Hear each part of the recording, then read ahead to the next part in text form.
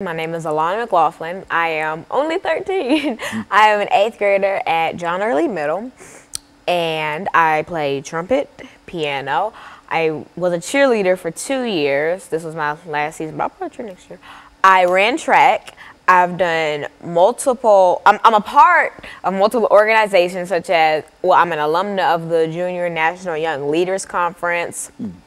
Every summer I go to camp at Western Kentucky University's Center for Gifted Studies. They have camps such as SCATS, which is the summer camp for academically talented students, and VAMPY, which is the summer camp for verbally and mathematically precocious youth. I have always wanted to make a difference in the world. And growing up as a minority and growing up in a race that is so powerful yet so overlooked, it's always been hard for me to do that. And so this is kind of like my outlet to share information and to bring awareness to the things that you wouldn't usually hear. And it's interesting to see this little black girl on TV just talking about these things, because that's not something you see every day. Like I said, we're an amazing race that's just constantly overlooked. And we have so much power and knowledge and understanding to give. It's just, we're overlooked. And so I use the show as my outlet to share information, and I've been doing this for, this is, what month is this? This is May. In December, it'll be my 8th year doing this, and so this is my biggest pastime. And so, Alana, in a real sense, this is a topic that you've given some thought to, and I think that all of the topics that you've already given us dealing with on this level have been very, very interesting, as well as very, very informative kinds of topics. Let's start off by allowing you, during the remaining part of this first segment, to sort of lay the foundation as to why you would like to talk about Islam in America, and give our audience some idea in terms of what Islam is all about. Well, in the first segment, I'm really going to go into vocabulary. So, before a couple days ago, I had no idea what anti-Islamic sentiment was. So we're going to break down the words and basically explain it so that the viewers will have a better knowledge of what we're talking about. First of all, sentiment is like a good feeling, and et cetera, and et cetera. Think sentimental. Anti-sentiment is the exact opposite. It's negative feelings. So think, Jim Crow laws were anti-sentimental towards blacks. That's why you can remember that. Islam is a religion. People always confuse Muslims. Okay, Islam is the religion and Muslims follow that. Just think Christians follow Christianity. It is a very, very common misconception that A, Muslims are race, that B, Islam is the people that follow Muslims. It's the complete opposite. Islam is a monotheistic and Abrahamic religion that is based on the verbatim word of God, which they know as the Quran.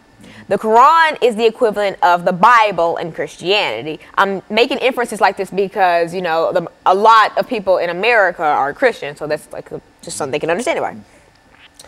The Quran is basically their holy word, and the main purpose of the world for Islam is to follow God and to obey God. And so that's a little overview of Islam and Muslims, the people who follow Islam. And so viewers will have a better understanding of what we're talking about in the next 2 subjects, where we talk about anti-Islamic sentiment and how that affects the new generations. Very good. And so what we'll do, we'll take this first commercial break after you've given us sort of a foundation for the discussion of anti-Islamic sentiment in the United States. We'll come back during the second segment to get into some cases dealing with some of the problems that we're dealing with now. And we'll be back with our audience following this very, very short commercial break.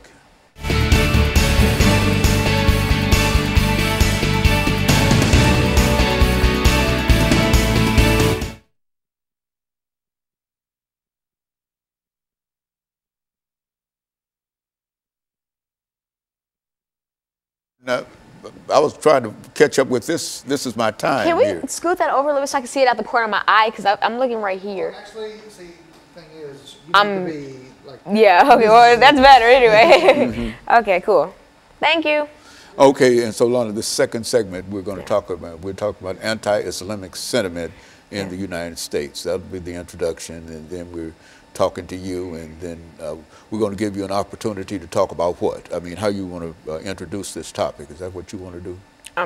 Yeah, I'm gonna do a recap of the first subject, like the vocabulary and stuff, and just get into what it is. Okay, very good. And this whole segment is gonna be what it is, and the third segment will be how it affects my generation and now this social media and stuff like that. It's 8 minutes of what it is. This is what you think you can talk about it for 8 minutes? Yeah, I can talk about what it is for 8 minutes. Yeah, well, I can talk about what it is for 10 minutes.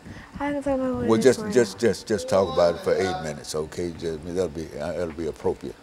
I like those reviews that you give too, in order to bring the audience in. Thank you. Oh, when we do it, you gotta go like this, Paul. You gotta go like gotta blow up. Here, come on. 7 minutes and 55 seconds right there. That's what.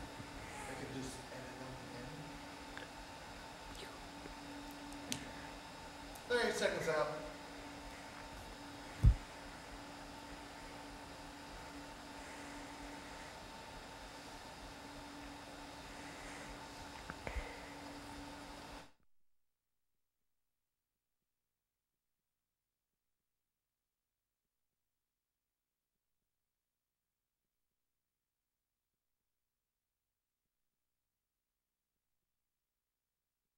Thank you and welcome back to the second segment of the show for today. Excuse me. The topic is anti-Islamic sentiment in the United States, and we have to talk about anti-Islamic sentiment in the United States, Alana McLaughlin. Now, Alana, you've given me some information in reference to your background, your education, and you've touched, excuse me, upon some aspects of Islamic sentiment. But let's pick up at this point and talk about Islamic sentiment in the United States.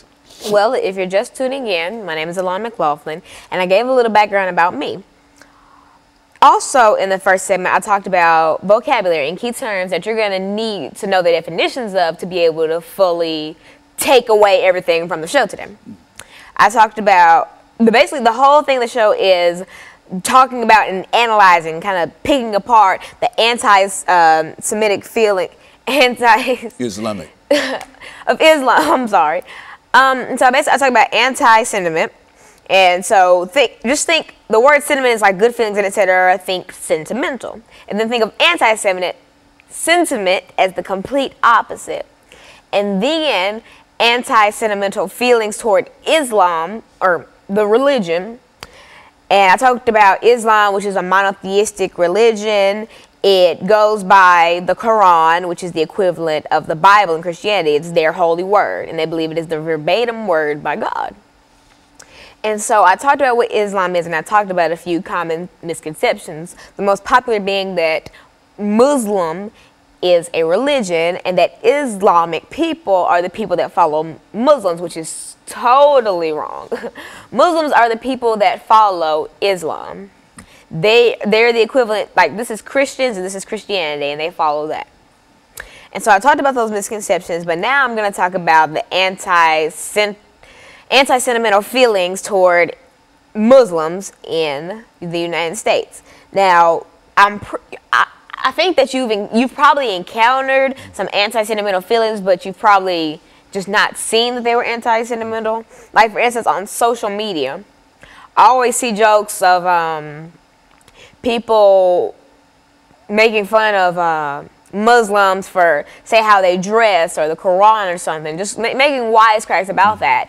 And people laugh or repost it and they encourage it, but they don't really see how how painful that would be to see on your timeline. And so I just think that anti-sentimental feelings, they really, say the political election of 2016, Donald Trump, for instance, he's widely known for wanting to create a wall to keep out immigrants and et cetera, and he's also voiced so many other opinions that I don't want to get into because that's a show in itself. And so, also, there are so many stereotypes that come from anti-sentimental feelings toward Islamic people, and some aren't even stereotypes. Like, for instance, I was flying to Washington, D.C. by myself. or no, I was flying from D.C. to Nashville, and there was a man behind me, and I think that he was a Muslim. Well, he had a Quran in his hand, and we were in line trying to go through TSA, and so I went through and got my stuff, and I sat waiting for the rest of the group that I was with to get ready to board a plane, and they were just giving him the hardest time trying to go through security, and they were just doing unnecessary things that were just, like, they made him open up his Quran, and they had to, like, flip through it and, like, put it through the machine. Like, that's extra. I was carrying bags and stuff, and they didn't do half as much stuff to me as they did to him. And I'm just sitting here thinking, like, wow, this is the country we live in. And other people were just looking, and I saw a couple teenagers just laughing. I'm like, are you kidding me? This is actually happening. And it caught me off guard because I've always heard about stories like that, but I've never seen anything like that firsthand. And I thought about that the whole plane ride home, and I was just like, wow. And so we see things like this. And for instance, we see things like this, and we don't ever take a stand. Now, there are some brave souls who do, but for the most part, people don't. And another thing that really, really irritates me, people are always talking about ISIS, which is a terrorist group that needs to be stopped ASAP. The biggest thing that irks me is people who think that all followers of Islam are part of ISIS. That is not what's going on at all. That's like saying all people who listen to hip hop are drug dealers, or all people who listen to soul are hippies. You can't judge an entire race or group or party by one thought. Like, I grew up in a Democratic household, but I can tell you that not all Democrats hate gays or whatever. And I can tell you that not all Democrats hate Republicans. It's just, I hate stereotypes like that. And I hate when people try to classify large groups by one thing that just so happens to be popular among that group of people. Like, yes, a lot of people in the world like fried chicken. Yes, a lot of black people like fried chicken. Not all black people like fried chicken, and I wish people would get that through their heads. Well, Lana, when you see people thinking in terms of animosity toward these various groups, we've got about 2 minutes in this segment. When you see people thinking about the animosity toward various groups, to put it within the African-American context, and you think in terms of slavery, the Civil War, and then the 13th, 14th, and 15th Amendment, are you contending, or are you saying that all of these groups, no matter what group they might, what religion they might belong to, have the same constitutional and civil rights liberties? Is that what we're saying here? Everybody deserves a chance at life. Everybody deserves a chance to be able to walk through TSA without being double-checked just because of the traditional dress that they're wearing. Everyone deserves a chance to be able to walk freely down the street without being called ISIS. Every black woman deserves the right to walk down the street without being called I don't know if I can say that on TV. No, I'm not going to. And every white person deserves not to be able to be labeled as, every white Southern person deserves not to be able to be called KKK or say some stupid stereotype like they date their cousins or something. Because, I mean, sure, that may have happened in the South, but you can't classify a whole group of people by that one thing. And that's my biggest issue. And I wish that there were more groups that were fighting for the rights of the minorities that people kind of sweep under the rug. Like, for instance, for black people, they have the NAACP, which is the National Association for the Advancement of Colored People. And they fight for our rights, but how many groups do you see? And there are plenty of black rights groups like the Black Panthers and the NAACP, et cetera, et cetera. But how many Islamic groups do you see that fight for the rights of Islam? Okay, so what we will do, we'll take this second commercial break, and we'll be back with our audience following this very, very short commercial break.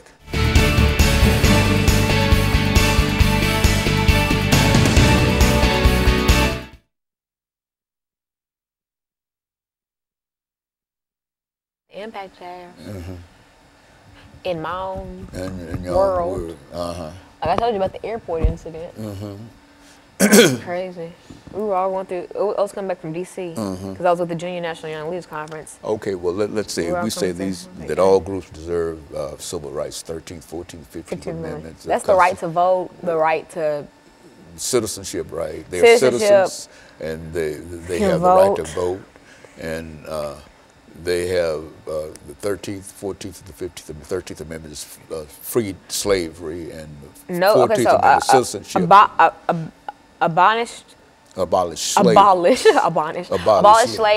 gave us the right to vote and the right to citizenship. That's right, and so everybody deserves. Working around in there and talk about that. Okay. Some of the things that make us all alike, in spite of what religion or what situation we might find ourselves. Okay, so 13 slavery, 14 vote. Yeah, and the 14 citizenship. Okay, 15 so slavery, citizen, vote. Yeah, and put much information on the importance of voting too, because we're in a voting season and whatever, and et cetera. Don't let Donald Trump. Huh? Yeah, okay. You know, just that's what I'm talk about, the basic constitutional rights that people have. The 13th Amendment black folks had because they were slaves. In the 14th Amendment they became citizens, and the 15th Amendment allowed them the right to vote. And now when we talk about voting, this is where it's needed. People like your 20 seconds out. People in your situation and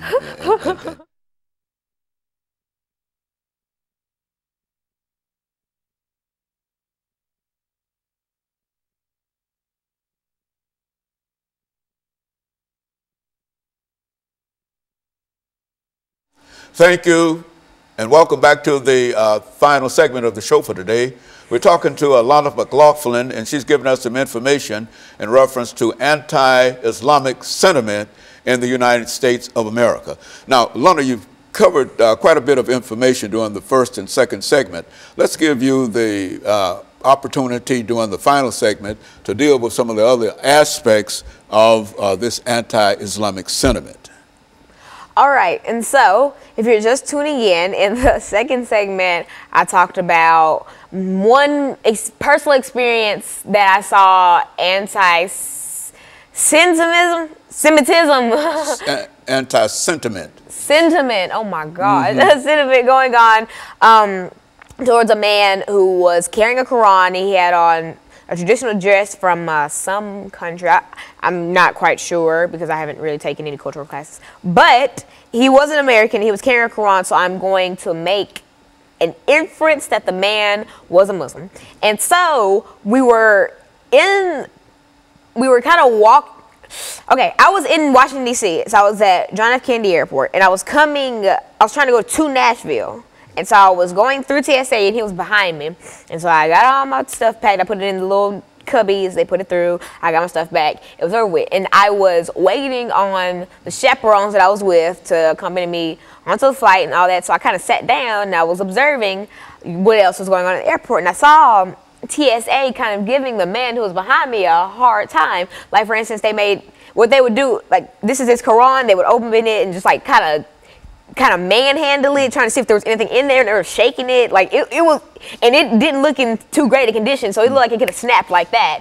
And it was just, they were doing so much extra, and that really just made my blood boil, because at that time there wasn't anything I can do, because I couldn't go up there, because once you go through TSA, I couldn't go straight, because as he was coming through it, I couldn't go through that line, and everything was too busy, so I couldn't really do anything about it except, tell the chaperones I was with, and even they expressed their own disgust about it. And that just really made me think, wow, like that's something that happens so often, but it's never reported on websites and etc. But let that have been any other race getting racially profiled, I promise you it would have been everywhere. If that was me and they were double checking my stuff and asking me stupid stuff like, do I live in Chicago, or do I have a father, and stupid stereotypical things like that, trust me, it would have been on News Channel 5 like that, or on Fox 17. So you find that this is quite prevalent. It's quite prevalent in terms of the denial in a real sense of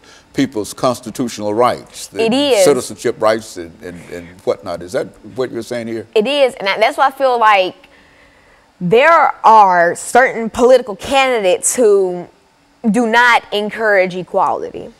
I'm not going to go into name dropping or anything, but there are certain candidates that do not support equality. And I feel like, okay, right now, the two top candidates are Donald Trump and Hillary Clinton. And that's just, you just really can't fight that.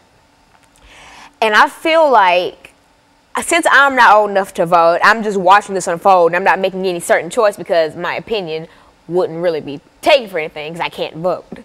But I'm watching this unfold, and I'm listening to both of their speeches and all the things that they promised to do with America. And I'm just sitting here thinking like, wow, one of these candidates really wants an America that's built around him and people who are like him, that 1%.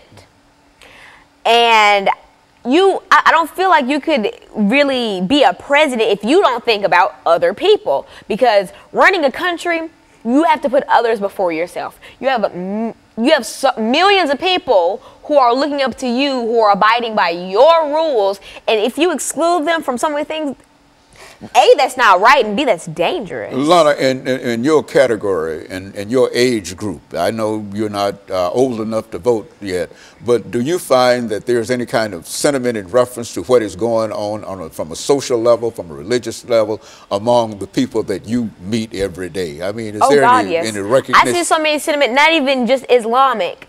I see so much sentiment towards me going to school from my peers, because I was blessed with a brain and I've put my brain to use. So I'm in a lot of extracurricular activities that are academic based. So I've been called things like, I've been told things like, I don't want to be black because all I do is hang around white kids and I'm so white and things like that. But the last time I checked, I don't look that white. So you think that in a real sense that there's quite a bit of really racism in a real sense among people of your age, and what are you doing to try to change that in order to make the world that we live in a better world? What are you doing, and what do you find that some of your peers can do?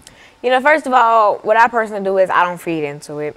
I'm not going to fight some ignorant child who comes up to me spurring and spitting out a bunch of racial slurs towards me, because that's not going to do anything but end in a fight, and that's just not what I'm about to do. First of all, I'll calmly ask them, why do you feel the way that you feel about that?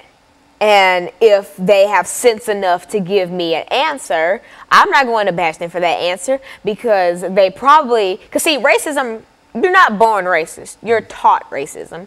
If they're saying all that to me, they probably grew up in a household or a neighborhood where things like that were just common core. And so I asked them, say, let's make a mock conversation. You're so white, all you do is hang around white kids. Well, why do you think that I'm so white? Because all you do is hang around white kids. Well, it's not necessarily my fault. Say if I'm in a homeroom that's basically, in a lot of schools, they choose your classes by test scores. And so there will be, say, 6 teachers that have 2 advanced, 2 proficient, 2 basic, or a basic and a below basic. And so it is not my fault that in, say, a certain school, there are a lot of advanced students who just so happen not to be African American. That's not my doing, and I didn't ask for that to happen. And if I hang around all white kids, I just hang around my homeroom, because those are the people that I know. And if if the majority of them happen to be white or German or Irish or just non-African American, then that explains why I have so many friends who are not African American, because that's not who I'm in class with. I have plenty of African American friends. I'm in plenty things where I'm with plenty of African American people. Like, for instance, when I went to the Junior National Young Leaders Conference, it was a melting pot full of people. Like, there were so many different races. We even had a girl from Germany come. Like, it was just an awesome thing, and I got to learn about so many different cultures, and it was just so eye-opening. And so, Alana, today what you're saying here is that while there might be anti-sentiment, whether or not only against Islamic and et cetera, that you believe that everybody ought to try to practice not only love, but recognize that each person has the 13th, 14th, and the 15th Amendment rights, and that they ought to be free, and everybody ought to be equal. Is that what we're trying? Is that and what you're trying? Speaking of those, the 13th Amendment banned slavery. The 14th gave us citizenship, and the 15th Amendment, people need to go out and vote. That is, it's voting season right now. That is the biggest thing I want to emphasize. If you are strong-willed and you want America to see the light of day, go out and vote. Because please, I hate when people say, I'm not going to vote, but it'll be the main one sitting around mad when the candidate they didn't want to win ends up winning. You could have prevented that just by voting. So I encourage everybody to go out and vote.